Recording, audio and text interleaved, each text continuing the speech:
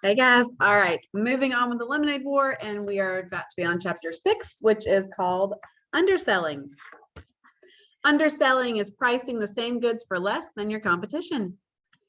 Jesse knew that Evan was up to something. First of all, there were all those phone calls last night, at least 10 of them. Then he'd come knocking on her door this morning, asking if he could have the pieces of foam core she had leaning against her bedroom wall. No way, she'd answered. That's for my Labor Day display. Oh, give it up. Today's Thursday. The contest is on Monday, and you don't even have an idea, Evan said. I do too have an idea. I'm just not telling you. Jessie still didn't have a clue about her Labor Day project, but she wasn't going to give Evan the satisfaction of knowing that. Then how come you haven't done anything? Evan said, pointing at the blank foam core and the bags of untouched art supplies. You're supposed to have pictures and typed up information and a big title. It's supposed to be like a school report. Jessie scrunched her eyes and pursed her lips in a "you're such an idiot" look. Don't worry, it's going to be great and it's going to win first prize. And anyway, Mom bought all those supplies for me and I'm not giving them to you. Jessie heard Evan mutter, "Miser," just as she slammed the door in his face. And now 3 of Evan's friends were over, Paul, Jack, and Ryan, and all 3 had shown up with paper bags, and they were all in the garage making a lot of noise with a big "keep out" sign taped to the door. Not that Jessie would have gone in there anyway. Who cares about what a bunch of boys are doing? But she wished Megan had invited her to come over before lunch instead of after. Jessie went into the kitchen to make a turkey sandwich. The boys had left a slimy mess of peanut butter, Doritos, and yes, sticky puddles of lemonade mix. Jessie quickly looked in the trash can under the kitchen sink. There were 12 empty cans of frozen lemonade mix. 12. That was 96 cups worth of lemonade, 96 possible sales. Holy cow. Where had Evan gotten the lemonade? He hadn't gone to the store and he didn't have any money anyway. Then Jessie remembered the paper bags that Paul, Ryan, and Jack had carried in. She bet the boys had all raided their freezers and brought over a stash. That didn't seem fair. She and Megan had to buy their lemonade today using the money they'd made yesterday. How are they going to stay ahead of the game if the boys had free lemonade to sell? Think, Jessie, think, she whispered to herself. She couldn't let those boys win. By the time she'd finished her lunch and cleaned up her mess, she wasn't going to lift a finger to clean up the boys' mess. She had the beginning of a plan in her head, which is why she found it doubly confusing when she knocked on Megan's screen and Carly Brownwell came to the door. Jessie'd been all ready to say, "I've got a great idea," but then there was Carly looking down at her like she was an earwig. Is Megan home?" asked Jessie. Carly didn't open the screen door as she looked left and right behind Jessie. "Where's Evan?" "Huh?" said Jessie. Megan came running down the stairs carrying bottles and nail polish. "Oh, hi, Jessie," she said, opening the door. She poked her head out and looked around. "Where's Evan?" "He's at home. Why?" asked Jessie. Carly made a noise like a snorting hippopotamus. "I thought you said he was coming," said Megan. "No, I didn't," said Jessie. "You said it would be fun to make a lemonade stand with all 3 of us, and I said, yeah, that would be fun." "So didn't he want to?" asked Megan. "I never asked him," said Jessie. "Oh, I thought you were going to," said Megan. "Then you should have said, 'Hey, Jessie, ask Evan if he wants to make a lemonade stand tomorrow,' and then I would have asked him." This was exactly what drove Jessie crazy about girls. They always said things halfway and then expected you to get the other half. And Jessie never got the other half. Carly gave Megan a look. Jessie wasn't positive what the look meant, but she was pretty sure it wasn't a nice one. That was the other thing that Jessie hated about girls. They were always giving looks that contained all kinds of strange and complicated messages. Last year in the 2nd grade, there had been 4 girls who were always exchanging looks with one another. Becky Baker, Lorelai Sun, Andrea Hennessy, and Elaine Garrett. Jessie watched them and knew that Evan was right. They all talked without words. They used their eyes to pass secret messages. She also knew they didn't like her, but only because Evan had finally explained it to her over Christmas vacation. Jessie was surprised when he told her this. They laughed so much. How could they be mean? They were the 4 who started the club, the Wild Hot Jelly Beans Club, or as they called it, the WHJ Club. Becky was president, and she was always telling the others what to do. They made signs and paper buttons and membership cards. The teacher, Mrs. Soren, didn't usually allow clubs in the classroom, but she made an exception, telling the girls, I'll let you wear buttons in class, but only if you let the other kids join, if they want to. By the end of the day, every kid in class was wearing a WHJ button, even Jessie, who'd never belonged to a club before. It had seemed like Becky was being so nice to her. That should have been your first clue, Edmund told Jessie later. Becky made extra buttons for Jessie and even helped tape them all over her shirt. And she made a special membership card for her and even a WHJ sign that she helped Jessie glue onto her writer's workshop folder. Jessie remembered all the girls laughing and Jessie laughing too, and all those strange looks that Becky and Lorelai and Andrea and Elaine kept flashing back and forth like secret notes passed in class that Jessie could never read. The very next day, Mrs. Soren collected all the buttons, gathered up all the membership cards, and even replaced Jessie's writer's workshop folder. No clubs in the classroom, she said. I made a bad choice by allowing it, even for one day. On the playground, Jessie went up to Becky. Why is she breaking up the club? She asked. Becky gave her a sour look. She'd been grumpy all morning. Don't you get it, dummy? WHJ doesn't stand for wild hot jelly beans. We just said that to Mrs. Soren. It stands for We Hate Jessie. It's the We Hate Jessie Club, and everyone in the class is a member. Jessie stared at Becky. Why did they hate her? What had she ever done to them? It didn't make sense. And then Lorelai, Andrea, and Elaine had laughed, and even Becky had managed a smirky grin. Jerks, Evan said later when Jessie told him the whole story. They've got rocks for brains, but Jess, you got to be on the lookout for girls like that. Standing in Megan's front hall, Jessie stared at Carly. Something inside told her Carly was a girl like that.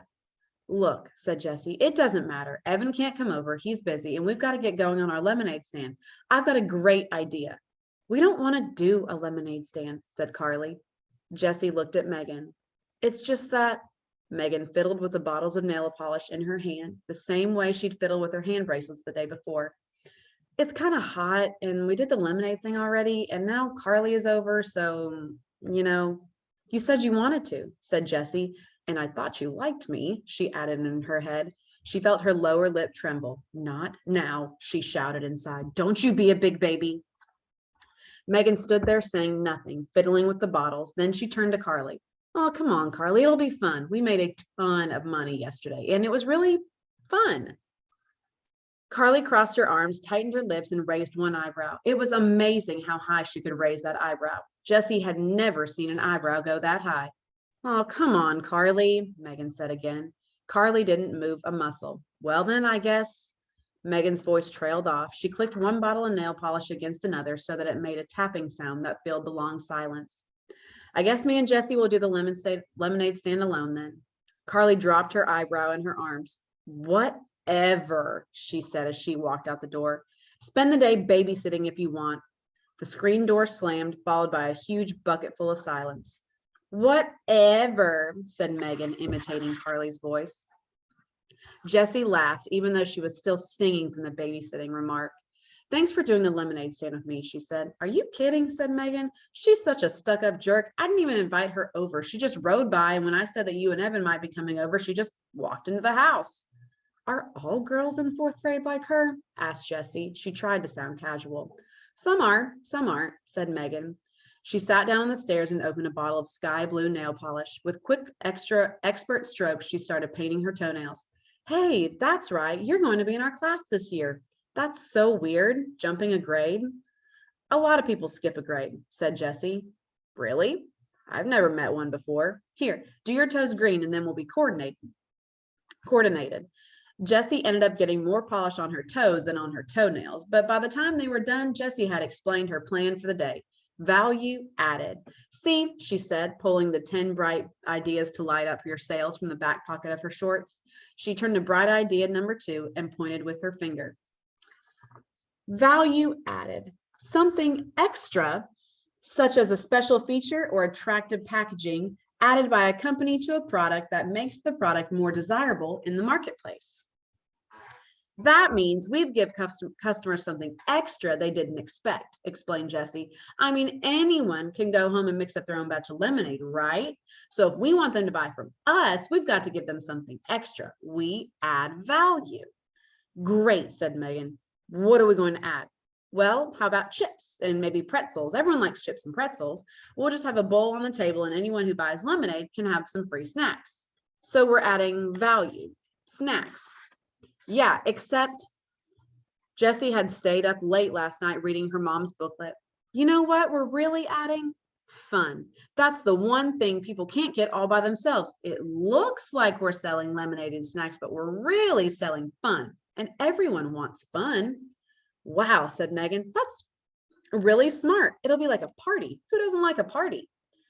Jessie nodded her head. She carefully tore out the definition of value added from the booklet and put it in her lockbox. Her mother always said, some ideas are like money in the bank. An hour later, they were all set up. The lemonade stand was newly decorated with streamers and balloons. 3 bowls of snacks, Cheetos, potato chips, and pretzels were set on top. Jessie had lugged Megan's boombox all the way downstairs, and Megan was doing the DJ thing with her CD collection. It looked like a party had somehow sprung up right in the middle of the hot concrete sidewalk. To anyone passing by the lemonade stand, shouted out, "Come over here, this is where the fun is." As soon as the music had come on, customers had started drifting over. One of the moms across the street set up a sprinkler in her front yard, and soon all the kids in the neighborhood were running through the sprinkler and grabbing handfuls of Cheetos. 2 women walking their dogs stopped for a nibble and ended up staying an hour, and 3 or 4 of the neighborhood mothers set up lawn chairs nearby and talked and ate pretzels while their kids ran through the water. But Jessie noticed a funny thing.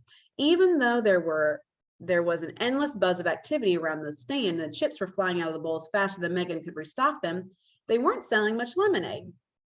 "Hey, Jordan," said Jessie as a 4-year-old boy ran by in a bathing suit. "Don't you want a cup of lemonade?" Jordan dive-bombed the pretzel bowl and came up with a fistful. "I had too much already. 4 glasses," and off he ran. "4 glasses," said Jessie to Megan. "He didn't buy any. Mrs. Duran, don't you want a cup of lemonade?" "Sorry, Jessie, I have to pass," said Mrs. Duran. "I had 2 already, and I'm trying to cut down on sugary drinks." "Where's everybody drinking so much lemonade?" wondered Jessie. She looked down the road. "Oh, wait a minute. Megan, hold down the fort," said Jessie. "I'll be right back." "Sure thing," said Megan, dancing to the music. "This lemonade stand was the greatest idea. It's like a birthday party for the whole neighborhood." Jessie headed down the road. As she rounded the bend, she prepared for the worst. Evan's lemonade stand crowded with customers, but there was nothing. Absolutely nothing. The corner was deserted. She crossed the street and went into the garage. There was the cooler, dirty and empty. And there were the stacked plastic cups, 4 of them this time. And there was, wait a minute, those were new signs. Jessie pulled out 3 large pieces of foam core. On the back of each one was part of the penguin project Evan had done last year in 3rd grade. On the front were big letters: "Slow down, cheapest lemonade in town ahead. Yesterday's prices, today's lemonade. You won't believe your eyes. Icy cold lemonade, just 10 cents a cup." Jessie couldn't believe her eyes. 10 cents a cup? That was crazy. Even if they sold all 96 cups, they'd only make $9.60, and split 4 ways, that was just $2.40 for each boy. Evan was never going to earn $100 with that kind of profit. Jessie went down into the basement. Evan and Paul were playing air hockey. Whoosh! The puck flew into Evan's goal, and Paul threw his arms into the air in a victory V. "Oh, snap," said Evan. "You're winning." "Winning? Winning? Are you kidding me?" said Paul. Then he dropped his voice to a gravelly growl and said, "I don't play to win. I play to pulverize." Just like that Muscle Guy actor in Agent Down, the movie that all the boys were talking about. Paul was even flexing his muscles like that actor, except that Paul didn't have any muscles, at least none that Jessie could see. When Paul saw Jessie, he dropped his arms. "Hey," he said. Paul was Jessie's favorite of Evan's friends. He always joked around with her, but in a nice way, and he never minded when Evan invited her to come along with them. "Hey," said Jessie, "what's up?"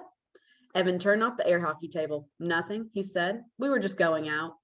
Paul dropped his hockey paddle onto the table and followed Evan into the garage. Jessie trailed behind. "Where are you going?" she asked. "Down to the tracks," said Paul as he strapped on his bike helmet. "We put pennies there this morning, so we're going to get him now. Squash, you know, you want to..." "Yo!" shouted Evan. "My bee," muttered Paul. "So, see ya," he said to Jessie.